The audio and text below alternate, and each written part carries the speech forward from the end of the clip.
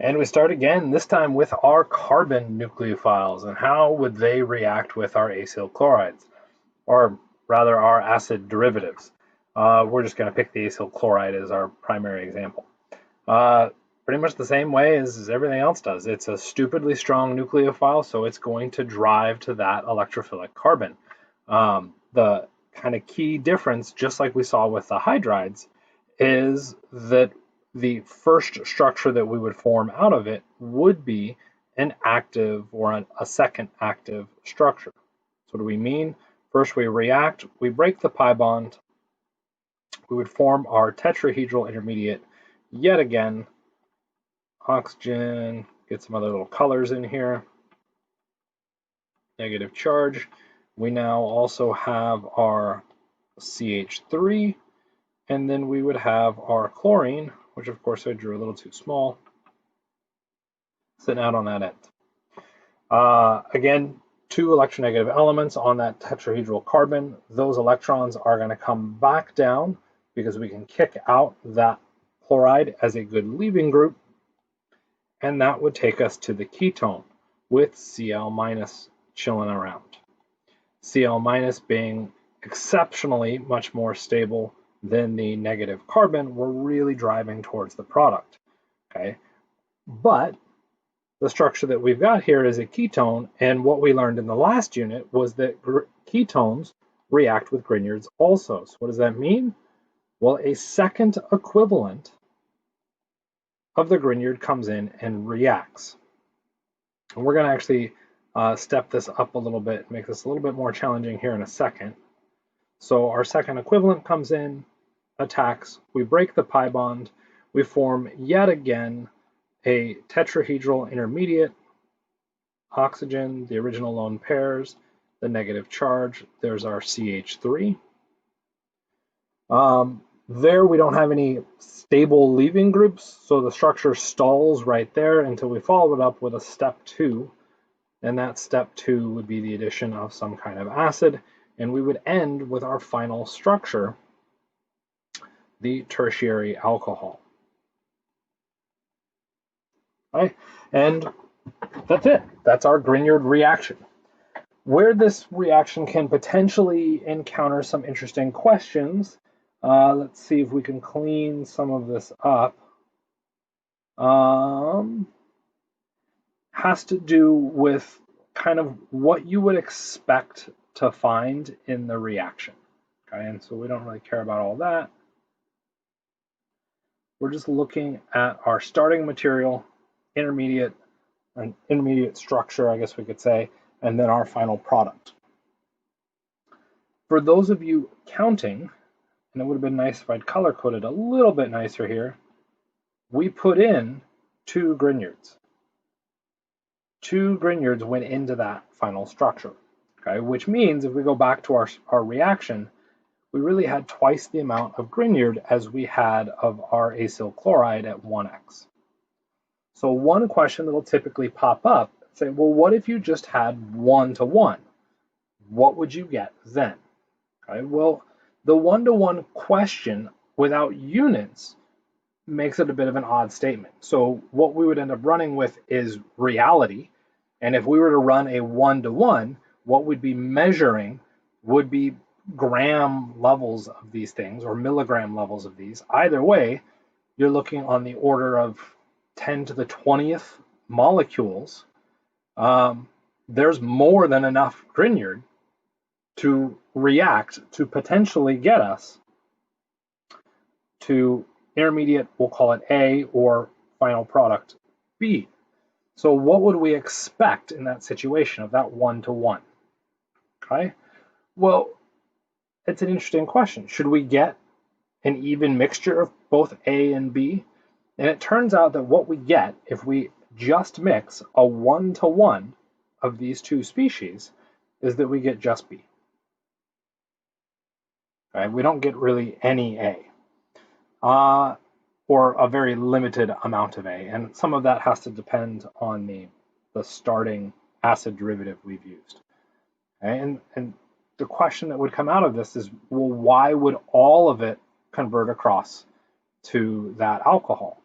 And what that has to do with is the reactivity of that intermediate, okay, in comparison to our acyl chloride. So if we're looking at the acyl chloride, we're probably going to get, can I do math? A 1-to-1 of A to B. Okay, but if we switched up that acyl chloride to an ester, now all of a sudden it's not 1-to-1 of A and B. We get only B. Well, what happened to all the A? Okay, where did that go? And what we'd have to kind of nuance out of there is the relative reactivity of what I'm showing as the black star versus our blue star. The ketone is higher in activity than a lot of our acid derivatives, particularly our esters or carboxylic acids or amides, in which case, if you form that ketone, it's going to react faster than your starting material, and you're going to push all the way to that fully nucleophilic addition alcohol product B. If we're starting with the acyl chloride, things become a little bit dodgier because A isn't quite as reactive as the acyl chloride, but it's still pretty darn reactive. And as soon as it encounters more Grignard, it's going to continue on to the alcohol. Right? So what we have to be careful of when we look at Grignard reactions and our acid derivatives is that the very first product of the Grignard with an acid derivative is a very active electrophile that will very likely react with Grignards, which would convolute your products, which is typically why when we run these reactions, we run it with 2 times the amount of Grignard. That way we don't get a convolution. We go all the way to the fully nucleophilically added product with the alcohol. Okay? We don't stop at the ketone because it doesn't really stop there. It is still very, very, very active. Okay, so what does that mean for us? Well, if we're already going to put in twice the amount and we know that, that means we typically don't numerically quantify it when we look at the reaction. So if we look at that reaction as shown, you aren't going to see 2x. What you're going to see is just those reagents, and as multiple choice answers, you will likely see the ketone, and then you will also see the alcohol, and you'll be expected to go to the alcohol, right? Because it doesn't make synthetic sense to even attempt to stop at the ketone, because we can't. It's going to continue to react, and that just has to do with how active the Grignard reagents are, right? So be aware of that with our Grignards. Those acid derivatives tend to react multiple times, and they tend to be very difficult to hold up.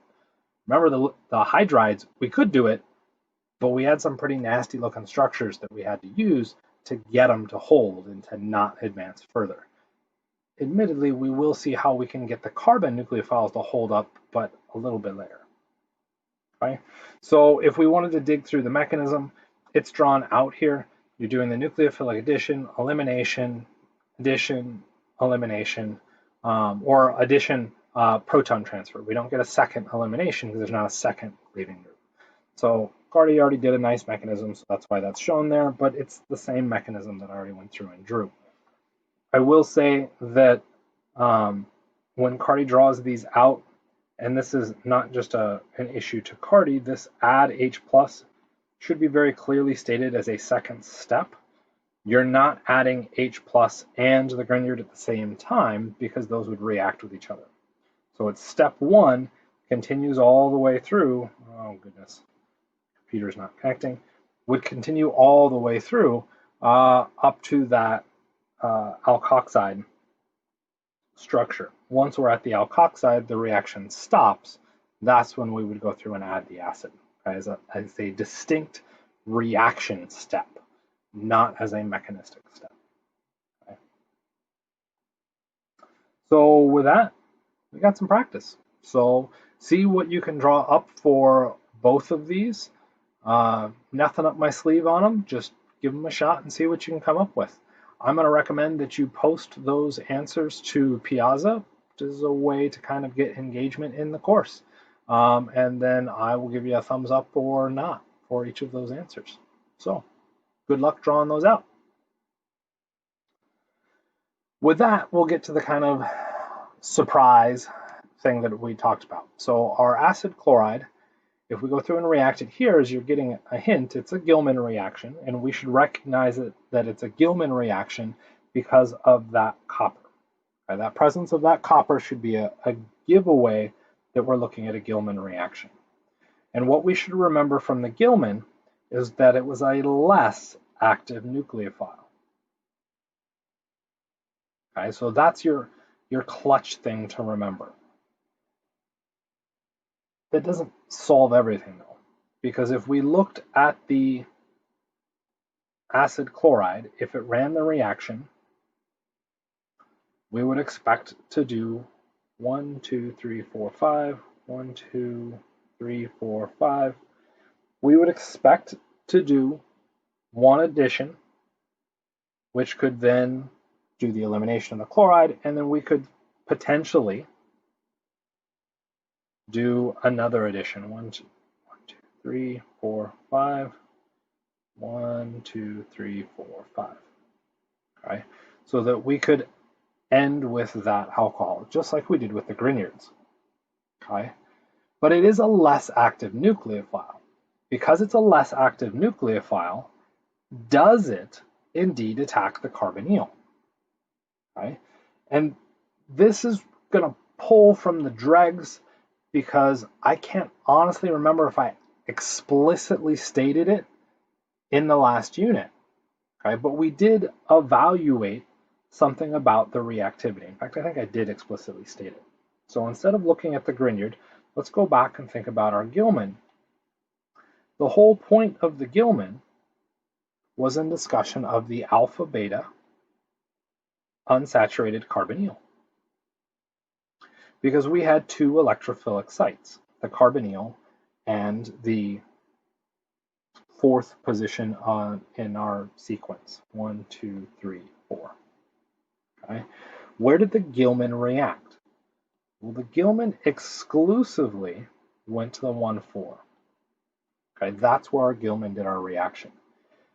And it so favored that reaction that if we switched this up to this, the Gilman actually does not attack the carbonyl. Okay? That copper stabilizes that negative carbon so much that we don't get direct nucleophilic addition. We get conjugate addition and only conjugate addition. Why is that important for us when we now move to the acid derivatives? Well, if we go back and look at our acid derivative, the first step would be to produce our ketone. Because the Gilman is so weak as a nucleophile, it does not attack a second time. Right, what does that mean for us? Well, what that means is that we can stop the nucleophilic addition. We actually don't get the nucleophilic addition elimination, or we don't get a second nucleophilic addition. Sorry, we still get the elimination because we lost the chloride, but we don't get a subsequent nucleophilic addition with the Gilman directly to the carbonyl, and that's kind of neat. Okay, so we actually stall at that point, and it can limit the reactivity that we get. So that's kind of cool. Okay. With that, we've really covered all of our acyl chlorides. Some of these were discussed a little bit more explicitly than others, but for the most part, our acid chloride derivative is one that is not equilibrium dependent, and that's because the chloride just flying off that structure. So we have an exceptionally reactive starting material. Any of these nucleophiles are going to drive it off. Okay, and so we get all of these potential reactions. That said, that little one in the red there, that's exclusive to our acid chloride. But what you should now be able to go through and do is remember that ladder of our acid chloride, the anhydride, the ester, okay, potentially the acid gets a little bit tricky, and the amide is you should be able to take each of these reagents and say, should it work? right? And you should be able to generate a spider diagram just like this for every single one of those. Right?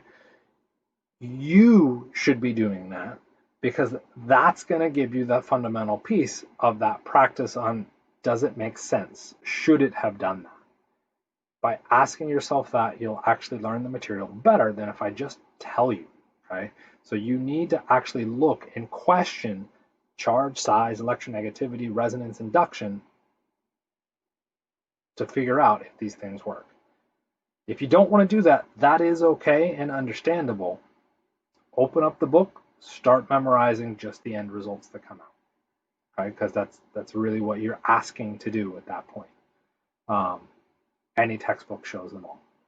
Okay. With that, we're the end of this video. A nice little short one for you. Just looking at the carbon nucleophiles, and I hope you have a great rest of the day.